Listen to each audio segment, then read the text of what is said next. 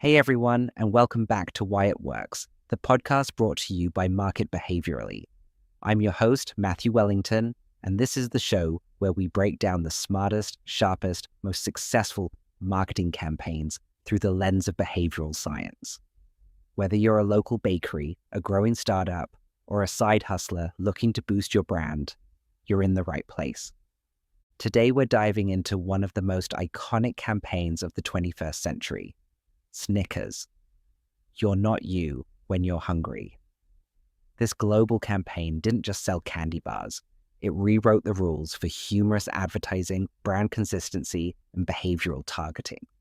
Stick around because by the end of this episode, you'll know exactly how to take what Snickers did and apply it to your business.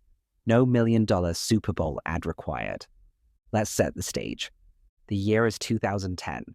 Snickers, a long-standing brand, was facing something no marketer wants to see: stagnating growth and declining cultural relevance.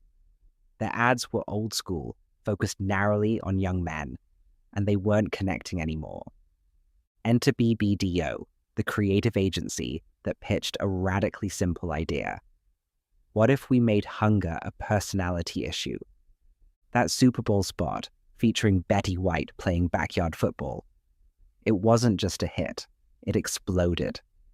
The line, "You're not you when you're hungry," became an instant catchphrase. It topped USA Today's ad meter and generated millions in earned media. From there, Mars rolled it out globally. Over 60 countries adopted it. But here's the brilliance. While the message stayed consistent, each country adapted it with local humor. Mr. Bean in the UK, telenovela-style drama in Latin America, even Twitch streamers going hangry in Asia. This wasn't just a campaign, it was a movement. Let's talk about the playbook. Snickers had two objectives: reach everyone, not just young men, and become culturally famous. So how did they do it? They anchored everything in one big idea. When you're hungry, you literally become someone else. And they dramatized that truth in hilarious, memorable ways. Each ad had the same structure. A normal person acts out of character, like an old diva, a cranky elder, or a reckless maniac. Someone hands them a Snickers. Boom, they're back to themselves. It's funny, it's fast, and it always ends the same way. Snickers equals instant fix. And they didn't stop at the TV. There were billboards. There were social media takeovers. There was Hunger-ithm in Australia, a real-time pricing algorithm where Snickers got cheaper as the internet got angrier. They even rewrapped their bars with personality types like cranky, snippy, and loopy. This is full-spectrum branding, across touchpoints, always on message. Now let's talk results. This wasn't just a creative win, it was a business smash hit. In year one, Snickers grew global sales by nearly 16%. Over 2 years, it added $376 million in incremental revenue. That's not a typo. This campaign reversed a decline and gave Mars a growth machine. Market share went up in 56 of 58 countries. They beat every competing chocolate brand in recall and engagement. And the accolades? More than 45 Cannes Lions. Top Super Bowl ad for multiple years. Cultural saturation. The term hangry even made it into the Oxford Dictionary, and everyone credited Snickers.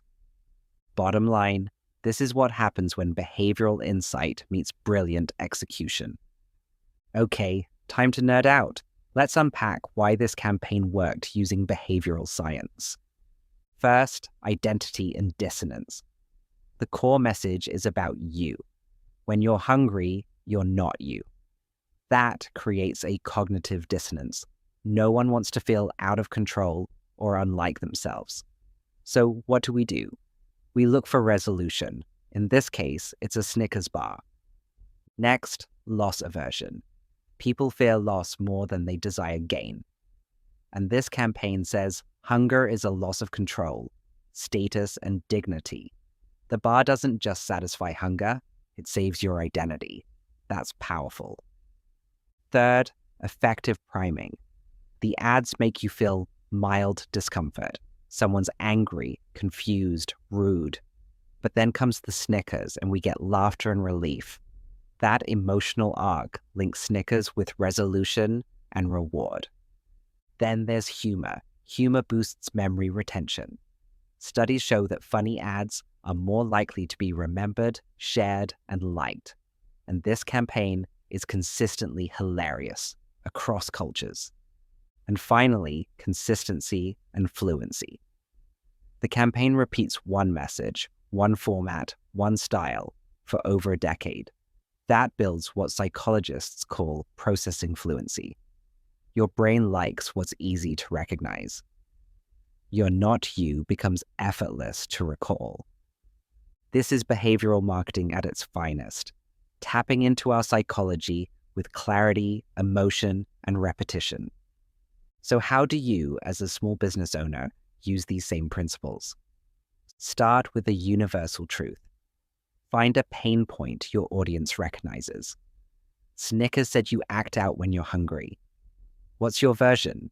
Maybe your clients dread doing their taxes or hate cold coffee. Tap into that. Focus on identity. Show your product or service helping people be their best self. Whether that's a cleaner house, a smarter brand, or more confidence, it's identity-driven. Use humor and emotional arcs. You don't need a Betty White cameo. But a funny post, a relatable meme, or a silly ad works if it ties back to your core message. Be consistent. Pick a phrase, a visual style, a tone, and stick to it. Repetition builds fluency, which builds trust and recall. Get creative with channels. Run a local hangry hour where coffee is cheaper. Post customer reactions. Wrap your product with funny labels. Be bold, be fun, and stay on brand. That's our deep dive into Snickers' You're Not You When You're Hungry. Remember, behavioral marketing isn't about tricks. It's about understanding people. What do they feel? What do they fear? And how can your brand be the hero in their moment of need? Snickers nailed it, and so can you. If you enjoyed this episode, subscribe, leave a review, and share it with a fellow business owner. Got questions or a campaign you want me to analyze? Drop me a message. And if you're ready to apply these insights to your own brand, book a quick wins call using the link in the show notes. It's a free 30-minute session where we'll identify at least one small change you can make today to improve your marketing using behavioral science. Whether you're stuck, scaling, or just starting out, you'll walk away with actionable ideas you can implement immediately. Let's make your marketing work smarter, not harder. Until next time, stay curious, stay bold, and stay you, unless you're hungry.